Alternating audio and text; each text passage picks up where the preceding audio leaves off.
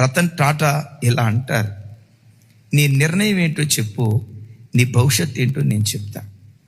కష్టపడి చదువుకోవాలి, అది నీ నిర్ణయమా? అయితే నీ భవిష్యత్తు చెప్తా.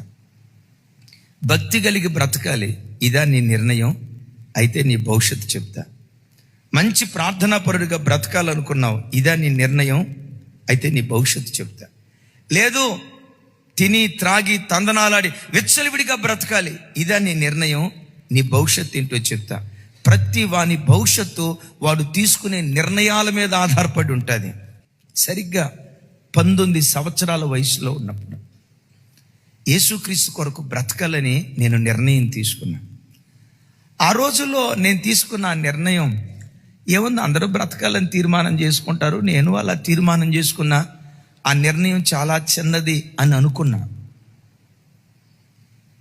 19వ ఏట యేసుక్రీస్తును స్వరక్షకునిగా అంగీకరించి హైదరాబాద్లో చదువుకునే ఆ రోజుల్లో 21వ ఏట ఆయన పవిత్రమైన రక్తంతో కడగబడ్డా.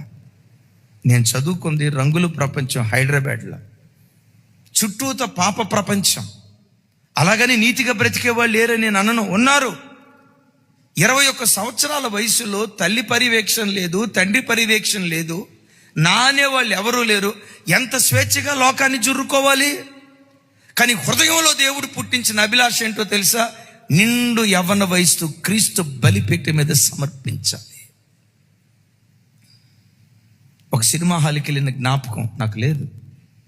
యవ్వన బిడ్డలారా, నాకు తల్లిదండ్రులు లేరు, అక్కడిక్కడ అన్నదమ్ముళ్ళు లేరు. ఇక్కడ ఓ సినిమా హాల్కి వెళ్ళిన జ్ఞాపకం, ఒక పార్కుకి వెళ్ళిన జ్ఞాపకం, ఒక ఆడపిల్లతో మాట్లాడిన జ్ఞాపకం, చెడుగా ప్రవర్తించిన జ్ఞాపకం, దేవుని కృపను బట్టి ఇంత కూడా లేదు.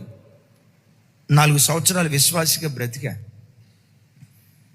హృదయంలో ఒక అభిలాష, ఒక ఆశ పుట్టింది, యేసయ్య సేవ చేయాలని, యేసయ్య సేవ చేయాలని.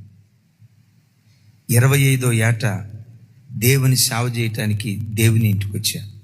నేను చాలాసార్లు చెప్తా, ఇప్పుడు నాకు 50 సంవత్సరాలు. నా తండ్రి ఇంటిలో 25 సంవత్సరాలు బ్రతికా. 25 సంవత్సరాల నుంచి దేవుని ఇంటిలో బ్రతకటానికి దేవుడు నా కృప చూపించాడు.